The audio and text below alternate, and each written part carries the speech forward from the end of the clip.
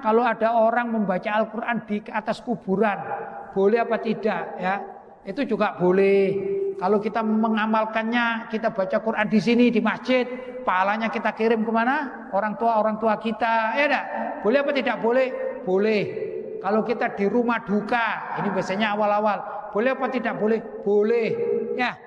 Nah, ini tidak masalah.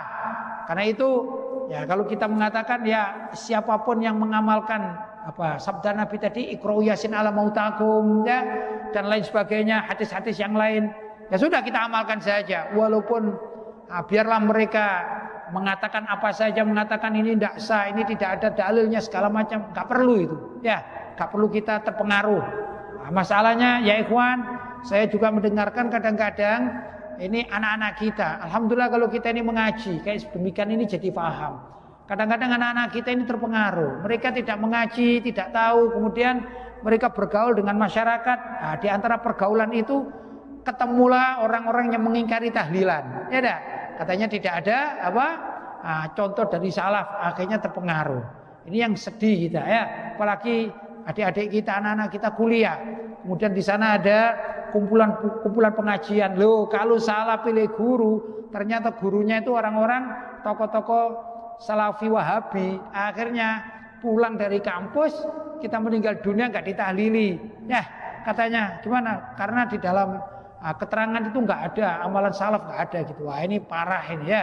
Maka kita harus juga mengajarkan pada keluarga kita bahwa sebenarnya ulama salaf sudah mengamalkannya. Itu ada ya saya katakan Gus lah gitu. Ini putranya Kiai, saya tidak nyebut nama, putra Kiai ya. Nah, ini kiainya kiai kita, Kiai Ahlussunnah wal Jamaah tahlilan, wafat ini. Sedangkan Gusnya ini kuliah. Pulang langsung di rumahnya diumumkan. Saudara-saudara, nanti malam enggak ada tahlilan. Karena tahlilan itu enggak ada dalilnya. Jadi saya biarin saja, enggak usah tahlilan.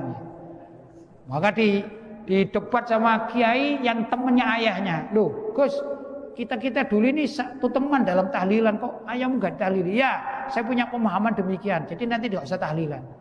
Ya kita doakan kok Gus itu tahlilan. Enggak usah didoakan. Karena doa itu enggak sampai itu mayit, katanya Gusnya ini.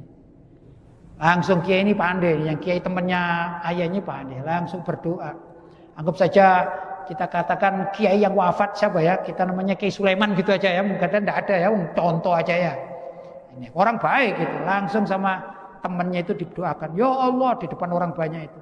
Ya Allah, siksalah Kiai Sulaiman. Masukkan neraka itu Kiai Sulaiman. Azab yang pedih itu Kiai Sulaiman di mana? Di kuburannya gitu kan gitu ya. Langsung Gusnya bilang marah. Loh, kok orang tua saya didoakan enggak bagus masuk neraka? Dijawab, katanya doa enggak sampai sama mayit katanya ya. Mau didoakan yang baik-baik kamu enggak boleh, sekalian aja tak doakan yang keras itu. Akhirnya sudah nanti malam tahlilan gitu. Wah, ini kiai pandai ini gitu ya. Enggak perlu dalil-dalil gitu ya.